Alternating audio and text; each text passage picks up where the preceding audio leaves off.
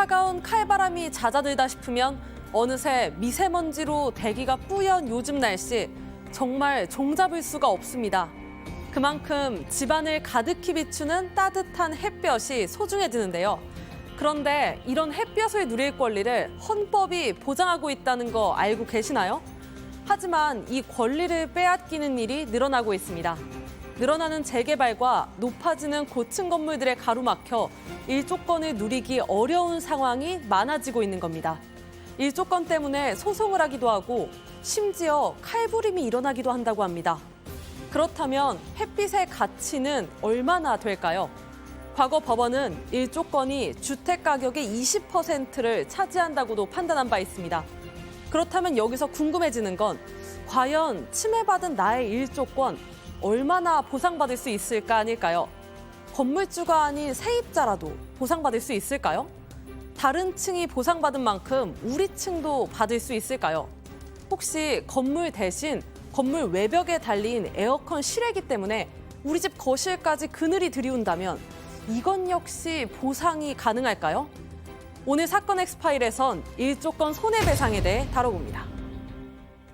자, 지금 벽세권이란 말 혹시 아십니까? 그러니까 창문을 딱 열면은 뭐 앞에 막 풍경이 확 펼쳐지는 게 아니라 남의 집 그 벽이 떡 막 막는 걸 벽세권이라고 한다는데 고통스럽죠. 예, 제가 딱 그렇습니다. 제가 지금 회사 근처 오피스텔에 아유, 사는데 월세가 좀 싸길래 예. 야, 이게 뭐 땡 잡았다고 딱 갔는데 벽세권인 거예요. 그래서 상당히 고통스러워. 저도 뭐 고시원에서 공부할 때 예.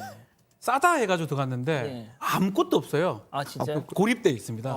그게 한 달 하다가 도저히 못 견딜 것 같아서 돈 주고 딴 데 옮겼던 기억이 나거든요. 그러시구나. 정말 중요합니다. 일조권은. 예. 상당히 중요합니다. 아니, 그래서 제가 궁금한 게 우리 공 기자가 이거를 오늘 발제를 한 거 보면은 혹시 벽세권의 피해자? 아니요, 제가 벽세권의 피해를 피하고자 집 구하는데 정말 발품을 많이 팔았었습니다. 아, 그래요? 네, 제가 대학가 근처에 사는데 대학가 근처에 진짜 벽세권 집들이 많아요. 방이 너무 좋아가지고 괜찮은 것 같다라고 문 열면 벽이 눈앞에 있거든요. 그래서 제가 벽세권을 저건 뭐예요, 피해서 저게 너무 민망하지만 예. 저 벽세권을 피한 저희 집의 이 전망입니다. 아, 진짜? 네. 너무 좋은데 이거?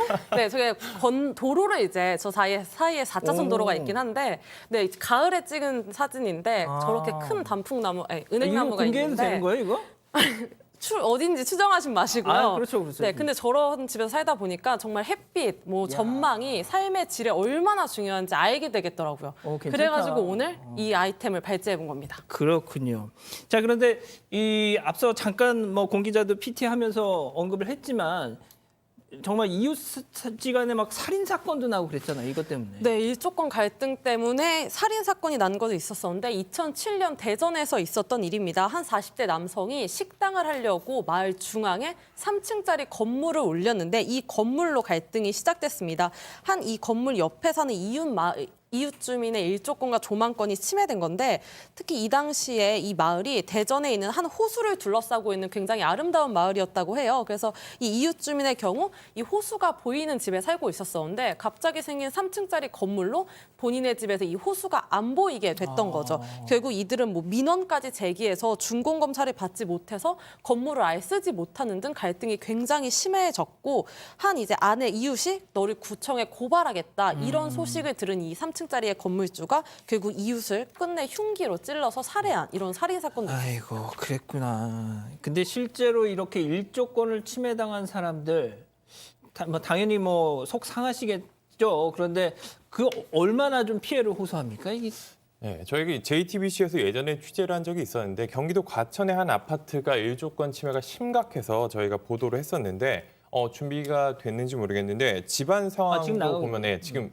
그늘이 확 졌죠. 저렇게 기자가 직접 따라 들어가서 봤는데 불을 세상에 어두컴컴합니다. 대낮인데 저렇게 대낮인데 깜깜했던 거예요? 불을 켜지 않으면 햇빛이 잘 안 들어올 정도 지금 박민규 기자가 지금 잘 설명하고 있는데 이 낮 시간에도 어두컴컴했는데 실제로 이제 방문에 저렇게 취재를 하는데 조명을 켜지 않으면 대낮인데도 조명을 켜지 않으면 촬영이 어려울 정도로 어두운 상태였다고 하는데 당시 이제 피해를 호소했던 주민 인터뷰 먼저 들어보시겠습니다.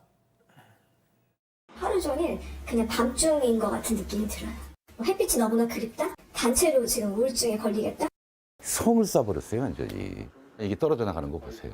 예? 우리 마음하고 똑같이 된 거지. 꼭 지하실에 놓은 것처럼. 네, 성을 쌓아버렸다라는 표현이 좀 와닿는데 해당 아파트 같은 경우에는 이제 80여 세대가 재건축 조합을 상대로 소송을 벌였습니다. 이 법원은 1조권 침해를 인정했고요. 조합은 주민들에게 약 총 합쳐서 이제 70억 원 정도를 배상했고 가구당 적게는 4천만 원에서 많게는 1억 원 정도가 됐습니다. 진짜 어둡긴 어둡네요. 아유, 진짜 보니까. 진짜 뭐 우울증, 뭐 이런 뭐 그런 거 시달릴 수도 있다. 뭐 그런 생각도 드는데. 자, 배상 얘기를 한번 해보죠. 네. 예. 자, 그럼 이거는 누가 누구한테 이걸 해야 되는 겁니까? 일단은 이게 뭐 신체적 피해가 발생한 건 아닙니다. 정신적 피해라고 그렇죠. 봅니다. 그래서 위자료, 손해배상 청구가 가능한데요. 결국 지금 만약 공사하는 중에 이렇게 일조권 침해되면 공사 금지 가처분 신청을 하는 경우가 많고요. 이건 지금 만들어져 있기 때문에 예. 건축주가 기본적으로 책임을 집니다. 또 지자체에서는 또 허가를 해주는 거거든요. 지자체도 문제가 될 수가 있고요. 건축주 아니면 지자체, 분양 이 피해 건물 분양자 상대로 소송 제기를 할 수가 있을 것 같습니다. 자, 그렇다면 그 배상을 받는 대상. 자, 그러면 일단 건물 집주인이 있을 거 아니에요? 피해를 입은 그 집주인. 근데 집주인은 거기서 안 살고 세입자가 살아요. 그러면 실제 피해를 입는 건 세입자인데 그럼 누가 이 보상을 받는 거죠? 네, 예전에 법원 판결이 있었는데 실제로 세입자에게도 이제 보상이 가능했습니다. 그렇군요. 2008년에 나왔는데 일조권이 침해당한 경우에 건물주의 세입자도 손해배상을 받을 수 있다고 처음 판결을 했었습니다. 당시 이제 성동구의 2층에서 4층짜리 건물주가 이제 소송을 낸 건데요. 아파트 건축주와 시공사 등을 상대로 이제 손해배상을 해서 그 당시에 이제 일조권을 침해 당했다고 이제 진짜 어둡다. 승소를 했습니다. 그 당시 이제 재판부 판결문에서는 건물 주인 외에 현재 지금 살고 있는 세입자에게도 손해를 배상하는 것이 옳다 이렇게 판단을 했고요. 다만 이게 이제 통상 이제 2년 주기로 이제 들어오기 때문에 일정 부분만 이제 인정을 해서 그 당시에는 전체 손해배상 금액의 10% 정도를 줘야 한다 이렇게 판결을 했습니다. 지금 유튜브 아이디 루시아님이 비타민 D 섭취가 어렵다 이렇게 햇빛을 못 받으면 말이죠. 그런 말씀을 해주셨는데, 자, 공 기자, 이게 연예인들끼리도 이 문제를 놓고 팍 붙은 적이 있었잖아요. 네, 맞습니다. 유명한 연예인들인데 배우 장동건 씨랑 가수 임창정 씨가 일조권 소송을 벌인 적이 있었습니다. 예전에 이제 장동건 씨가 소유한 아파트에서 한 27m에서 40m 정도 떨어진 곳에 임창정 씨 측이 건축 허가를 받아서 지상 16층짜리 건물을 지려고 했다고 합니다. 그래서 이제 장동건 씨 측 아파트 소유자들이 이 건물이 들어오면 우리의 일조권이 줄고 조망권도 침해받는다라고 해서 손해배상 소송을 제기했는데요. 결과는 장동건 씨 측 아파트 입주민들이 패소했습니다. 그 이유를 보면 재판부는 임창정 씨 측 소유 아파트가 들어서는 것과는 전혀 무관하게 애초에 장동건 씨 측 소유 아파트 자체의 그 구조가 일조권을 침해하는 구조로 되어 있다. 전혀 손해배상을 청구할 이유가 없다. 이렇게 봐서 장동건 씨 측 손해배상을 패소하게 판단했습니다. 자, 승희 의원님, 그런데 일조권 소송이라고 일단 생각을 하면 입주민들이 다 같이 참여를 해야 되는 게 아닐까 싶은데, 그러면은 다 n분의 1로 이렇게 다 돈을 나눠서 받는 건가요? 그거는 아니고요. 차등적으로 일조권이 얼마만큼 침해받았느냐에 따라가 좀 나뉘어지는데요.